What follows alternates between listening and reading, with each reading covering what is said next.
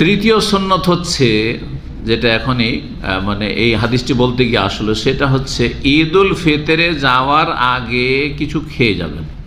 যদি খেজুর থাকে তো সেটি হচ্ছে সুন্নত, আর খেজুর না থাকলে যে কোনো কিছু খেয়ে যাওয়া সুন্নত, বাসি পেটে না গিয়ে।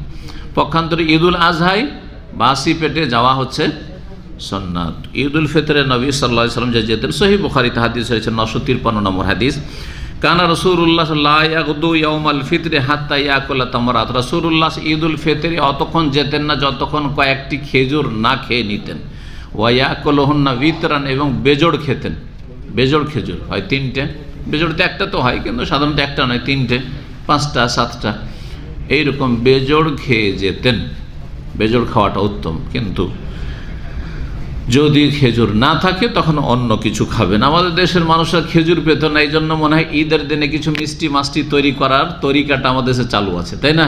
মানে ঈদে একটা কিছু হইতে হবে, একটা কিছু হইতে হবে মিষ্টি। আগের যুগে অন্যরকম ছিল, এখন মানুষ উন্নতি করেছে, দিয়ে সেমইয়ে চলে গেছে না, আরও কিছু হয়েছে, সেমইয়ে চলে গেছে, কিন্তু সেমইয়ের আগে অন্য কিছু ছিল, যা দেখেছেন হয়তো এক এক অঞ্চলে এক এক রকম আছে, কিন্তু মিষ্টি খাওয়ার প্রচলনটা আছে, মনে হয় ওখান থেকে এসছে যে খেজুর তো পাচ্ছি না আমরা, সুতরাং আমরা কিছু মিষ্টি মাস্টি খেয়ে ঈদ পড়তে যাই।